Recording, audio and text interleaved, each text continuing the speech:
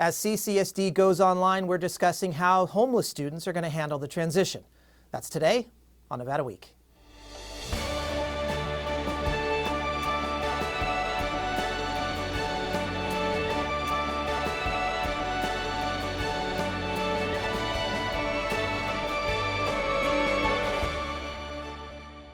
Support for Nevada Week is provided by Senator William H. Hernstat and additional supporting sponsors. Following an increase in COVID-19 cases, CCSD announced this school year will be online until further notice. In light of the transition, thousands of students are now trying to get access to stable technology and internet. Among that contingent is homeless students. On today's show, we'll discuss what local organizations are doing to ensure kids have access to the tech they need. Plus, we'll explore how these students are getting access to other necessities during the shutdown, including clothes and food.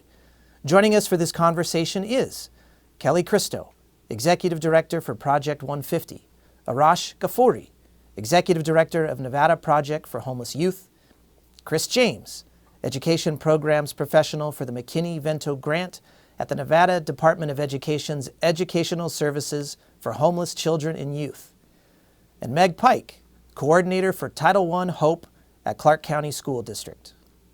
Well, Kelly, Chris, Meg, Arash, thank you so much for joining us. We have a full virtual panel. We're very excited about that. It's a very important topic, of course. And because of that, I want to get right into it. And Meg, I wanted to start with you. Maybe we can give just some contextual definition of what a homeless student is, particularly when we're talking specifically about the Clark County School District. So the McKinney-Vento federal law defines a student as homeless when they are not only living on the streets or in a car or some other situation that's not meant for human habitation, but also those in the shelters, obviously. And then on top of that, if you qualify as doubled up or in a weekly hotel motel. So doubled up is really defined as somebody who, for an economic reason, has to move out of where they're permanently housed into another person's house. So it could be a friend, it could be family, whatever it is. But that's those are the four categories that we look at as far as education and qualifying students. You mentioned hotels, and I want to clarify that a little bit. There's, of course, hotel day-to-day, hotel week-to-week, hotel month-to-month. All those apply here? Yeah, I mean, we've had some cases where students were not qualified, who were in there living with their families, but maybe their family decided to live there because they were either waiting for like maybe their tax return, right, to put a down payment on a house, but it was a choice. Right. So this is really, students would qualify under that category when they really don't have anywhere else to go. It's not a permanent house, right? It's temporary. And Chris, let's talk about statewide now. We don't want to just specify this on Clark County itself. Across the Department of Education, does every district have different standards? Or are they all pretty much consistent because of the McKinney-Vento Homeless Assistance Act? So that's a great question. Regardless of the district, the federal designation is pretty clear. So to Meg's point, the residency has to be regular, fixed, and adequate. And so adequate tends to be a little more interpretive because adequate can look different in different districts around different housing stocks. So not even districts, but throughout across different states. But that is pretty clear. And the reason for that is homelessness is a state of instability. So it's really geared around how to stabilize the unfortunate circumstance of being homeless. And so the definition is pretty clear and consistent. Do we have any idea statewide how many fall into this category? And of course, the follow-up question there is, how do we actually measure something like this? We have somebody that's housing secure, especially where we are right now with COVID, and then next month, potentially that's not the case. How are we measuring that? Let me ask that first.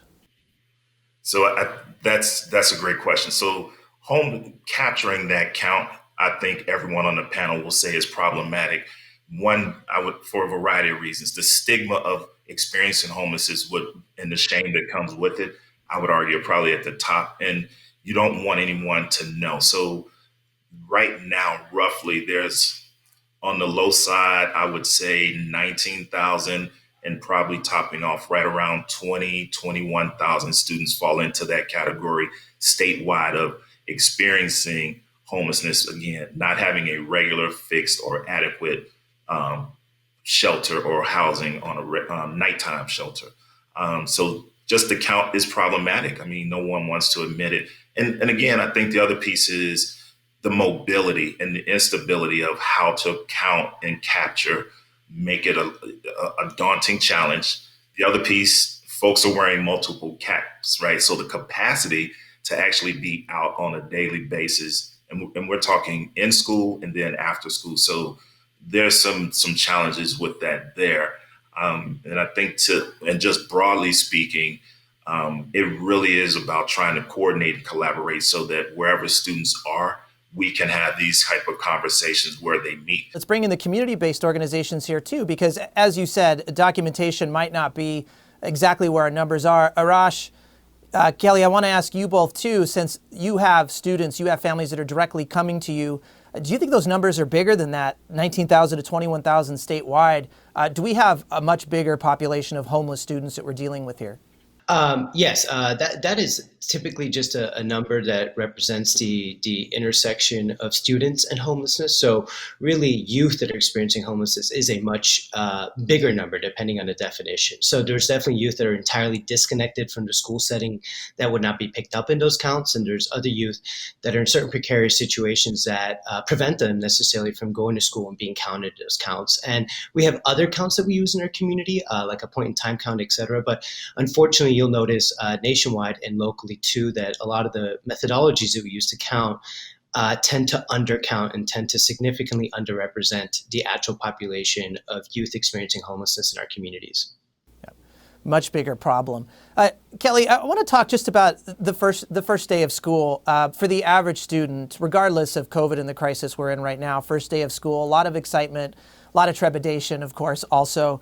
I can only assume that those are amplified for homeless students. And I want you maybe to give us some insight in what it is like for a homeless student to be in school. So it's obviously challenging. High school is a really awkward time in a teen's life. I mean, you're not quite an adult, but yet you're not a baby anymore. So the whole idea of blending with your peers is critical. I mean, that's what we all want to do, is fit in at that, stage in our life. So for us, when we work with these students, that's the most important piece, is to make sure that they do fit in with their peers, nothing identifying them as a homeless youth or that they have less than any of their peers. So that's the most important thing, is making sure that nobody is identifiable as having less than. One of the ways that we like to talk about the student homelessness problem is that youth homelessness, especially for youth that are students, is not just a school-based problem, it's a 24/7 problem. So the way we like to characterize it is, imagine if you're in a situation where your home environment is so unstable that you're still sitting in a classroom getting a lecture on math, but are you really thinking about your test next week when you have to struggle with day-to-day, where am I going to stay safe tonight? Where am I going to eat tonight? How am I going to not get victimized tonight? And these are serious impediments for youth getting the education they need, even if they are in a classroom per se. So we really have to think about that entire environment, that 24/7 situation that youth experiencing, and how we, between school partners and community-based partners, can really wrap around and provide that 24/7 solution to make sure youth are not only in school, but actually in a position to learn, absorb the information, and excited to be learning, because they don't have to worry about their basic needs on a day-to-day basis. Youth experiencing homelessness cannot be segregated because they are homeless. So I just want to make sure that, to the previous points, it really is about ensuring that they can focus on their education. You cannot stigmatize, separate youth who are homeless for any reason within the school. So let's move into our crisis, of course, the COVID crisis right now. CCSD particularly has gone to at least a short-term plan of complete distance learning. Of course, this brings up the question to the general student population about connectivity, having internet access, but also having the technology there. I want to talk specifically about this challenge with homeless students here. And let's go around the entire table here. Meg, let's start with you. What are you seeing are the biggest challenges right now of getting homeless students connected? So I would really say that right now it's identifying students. We need to make sure that we know who those students are so we can get them that technology, we can get them connected to internet service. That's step one. Outside of that, it's figuring out, how do we get it to them? Is it, do they connect through a hotspot? Do they connect through, a Cox internet service? How are we doing that? And right now, what's the solution there, particularly of identifying students? I know there are surveys that have gone out at CCSD level. Is that sufficient enough? What other mechanisms do we have here to gather that data? So there's been a lot of push in the community to make sure that parents and students are completing online registration. That's key. So if they're completing online registration, then those schools are getting that registration completed and they can identify those students. And I know a lot of the trustees have definitely earmarked how important principals and teachers, all the educators at each individual school are here to be able to identify those students. Kelly, how about on your end? What do you see as the biggest challenges? I think it's a combination of everything, not only just the technology piece and identifying these students, but it's just everything complicated into one. I mean, it's food, it's the pressure of having the backpack, the school supplies, whether we're physically in a classroom or we're virtual learning, we still need to set aside some sort of organization for these kids to focus at home and dedicate time to school. And that's the piece I think is challenging, is just because they're going to be at home doesn't mean they don't need the stuff that they would have needed in the classroom. So again, the backpacks, the school supplies, the Chromebooks, the technology, there's just so many, the food. I mean, all of these things just compounded, it just makes for a real hard challenge. And then on top of it, communicating with the kids to even find out where they are right now. Absolutely. Communication, a very, very big piece of this. Chris, I don't want to leave out the rural communities here too. We having similar problems in rural communities as far as connectivity, maybe even more so? I would definitely say yes. And so to respond to the question, I think we need to look at it. And I would say, unfortunately, because homelessness is a statewide issue versus a Northern Nevada and Southern Nevada issue.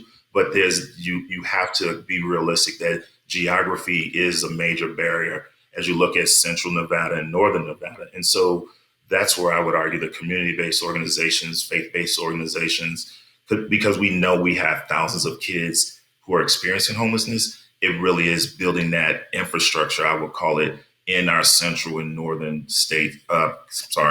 districts, and really looking at transportation. So one solution might be vans, buses. How are we creating or replicating what looks similar to a school, a consistent check-in place? So there can be that pickup for technology. There can be that food check-in. There can be that hygiene backpack. It really is trying to replicate a school in places that schools don't currently exist if they can't be open. Yes, and connectivity meaning a lot more here than just the internet-based connectivity and getting transportation. I just wanted to clarify that point, not transportation for students to schools, but materials and supplies and technology to students via the transportation network. Right. Arash, Chris mentions how important community-based organizations are. Of course, your doors have not closed. You are completely boots on the ground here. What are you seeing as some of the biggest challenges, or address some of the solutions that we've been talking about around the table here? Absolutely. I'll touch a little bit on both sides. So first of all, I agree that identification is really the biggest challenge. So usually it's a challenge just to identify youth experiencing homelessness coming into schools normally. But now with schools actually being closed, it's going to be especially harder. And I think that beyond ways of seeking out how to get that survey filled out, we need to think about how maybe community-based organizations can assist with that. We're also seeing youth as well, and we want to be able to communicate that information to the school. So to Meg and Chris's and others' points, it's really important that we are collaborating and really essentially just communicating in really novel ways and just really hitting the ground and focusing on, okay, I have a youth here, you have a youth there, what can we do? Because it's really going to be taking it's really going to be taking the resources and getting them to where youth are, as opposed to before it's either going to school or going to a drop-in center. Now we don't know where we are. So we're very concerned about identification. But when we talk about technology, I want to mention that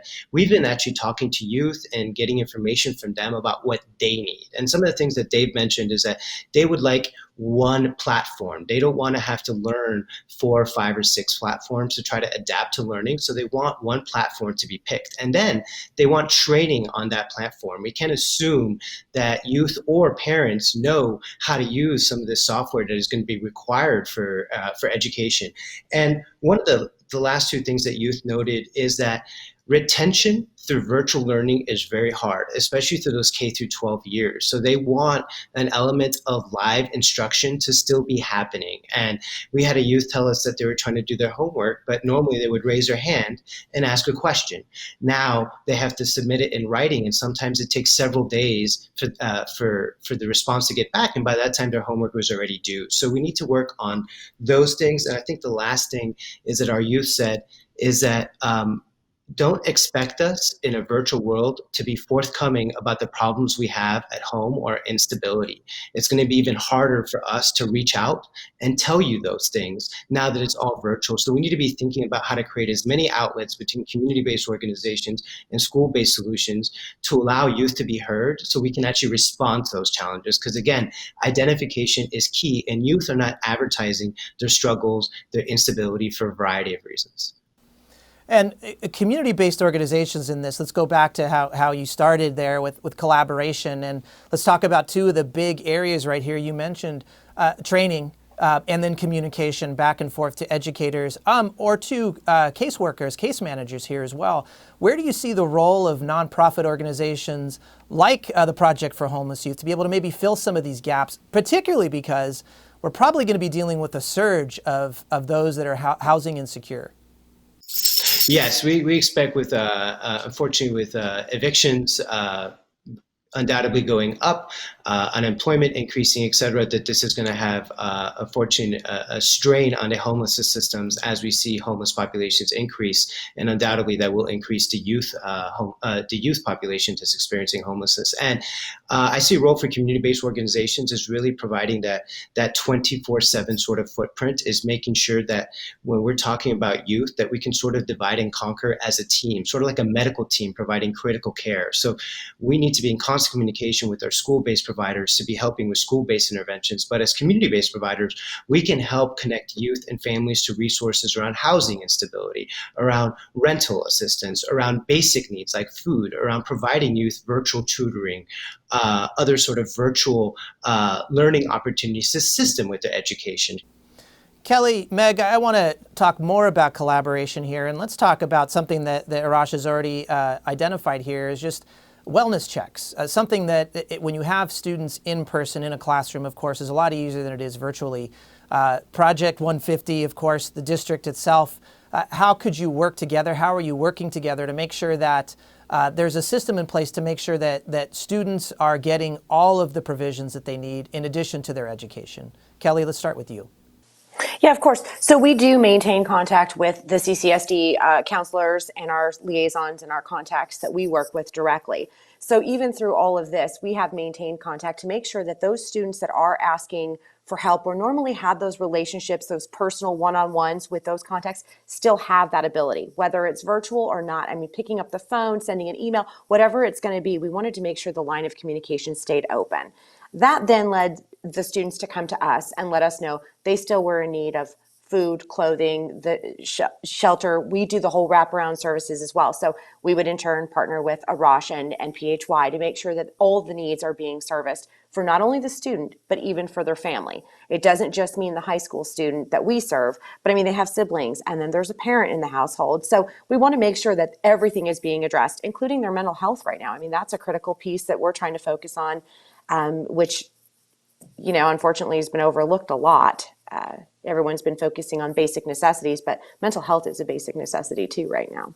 Yeah, Meg, let's talk more about the mental health aspect of this too. And again, what the district can do to make sure they're connecting with students, make sure that counselors and social workers are able to connect with them. Again, this all has to be virtually. Yeah, I think it's going to be more and more important this year for counselors and social workers. If we're truly only talking about students who qualify as homeless, making sure that they know how to get the information of who at their school qualifies under this program, and do those check-ins, but not.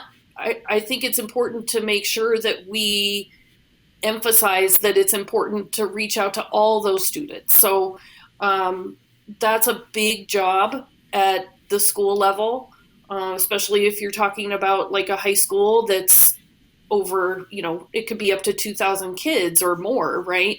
So that's a lot. But asking them to do those things and really providing some awareness training and how to make those calls and really how to reach out, I think is key, so that when they do make those calls or they do reach out, they have that sensitivity and that awareness to maybe realize, okay, this student is in a situation or might need something that they can't provide, so they can reach out to us or Kelly or Arash, and we can collaborate together to make that happen. And so key, that collaborative aspect we've talked about here, because there's so many points of entry, obviously, in there, as we've already talked about, the resistance to be able to communicate this sometimes. So really important that we're all working together. We have a few minutes left. I want to talk about our call to action here, the viewers, public here, and what we can do to help. And Arash, I want to start with you. Let's talk about the community-based sector. I think there's two things to do. One is that we need on-the-ground support. So, for example, at MPHY, we are working on a back-to-school drive, but of course we had to go a little virtual this year and change some of the items. So now we're asking for flash drives, Chromebooks, minutes, ways to access the internet, etc. So we're still asking the community, even with COVID and everything, it's still very easy to get on Amazon. We're making it very easy to still do monetary donations so we can provide scholarship supports, and a lot of them are going to be technology-based scholarship supports this year. We're going to be working to make sure that you can still do contactless drop-offs, so we can still get items, because to Project 150's point, it's still going to be a combination of both traditional back-to-school items, but also new sort of items. But in addition to that, we're gearing to making sure that we can provide all the basic and critical needs: food, showers, easy access to shelters, housing programs, et cetera, to make sure that we can still provide that 24/7 solution. Although I want to say that really quick, that aside from things that we're doing as a community-based organization, we still need the community to understand that this is going to be a very long-run impact. So we really need the community advocating through social media, picking up the phone and calling their local elected officials, and talking about things like these evictions and what's going to happen, how these budget cuts are going to affect our humans and our citizens and our students, because unfortunately a lot of the cuts are coming to education, health and human services. As you mentioned, mental health is very critical. We started offering virtual therapy, but that's still not going to be nearly enough. And we need to figure out a way to connect people. And I think a lot of us are saying we need people to go online and fill out this form to let us know. But many of them have challenges just getting on the internet. And as our worlds close inward, so does things like free Wi-Fi. So I think for our community, we need to think about things like universal internet and other tools right now that put everyone in a position to be able to communicate much easier. Great points. And Chris, we'll close out with you. As Arash mentioned, advocacy, especially at the legislative side, federally and state level, potentially to mitigate some of the cuts. In addition to that, how can we help support Department of Education in the greater state of Nevada here? That's a great question. It's very complicated. Adding to that, it really is about awareness and not stigmatizing students or families that are experiencing homelessness, right? And so I really say experiencing homelessness, not homeless. And so it's that mindset shift. It really is getting connected to your community. At the state level, the more that community-based organizations are collaborating, and we're all collaborating, I can call the feds or email the feds around, here's what we're doing, here's what we want funded, and really start to artifact our success so we can get more money. Because what we do know is the economy can be tenuous, and we want to start thinking proactively so that we're not reacting to homelessness. We anticipate that it's going to happen again. Great points. Thank you so much. Kelly, I didn't want to leave you off the table really quick. As far as resources and how we can help an organization like Project 150, are there specific supplies that you need right now? We just wrapped up our back to school backpack drive, so we're all good there. We are working on the food distribution. That is our critical piece right now. We are seeing huge numbers of families in need of food. And so for us, the cereal is a really tough thing to be purchasing right now. I know it sounds crazy, but the reality is when I try to buy pallets of cereal, it's on back order for 6 or 8 or 12 weeks. I can't even get the food here right now. So that is my biggest challenge, is maybe the community can come together and help with when they're out buying their cereal, throw an extra box in and drop it off here. We do completely curbside, contactless food pickup, drop off, everything. But we want to make sure that these kids and these families have food for the rest of the year. And we're going to leave it with that. Cereal, that is a very easy thing we can do. But there are obviously more complex areas we can help with as well. Thank you so much for joining us. Kelly, Chris, Meg, Arash, we really appreciate it. Thank you. Well, thank you for joining us this week on Nevada Week. Now, for any of the resources discussed on the show, please visit our website at vegaspbs.org/Nevada-week. You can also find us on social media at Nevada Week. Now, before we leave today, make sure you tune in next week where we're going to be discussing COVID-19 related housing insecurity.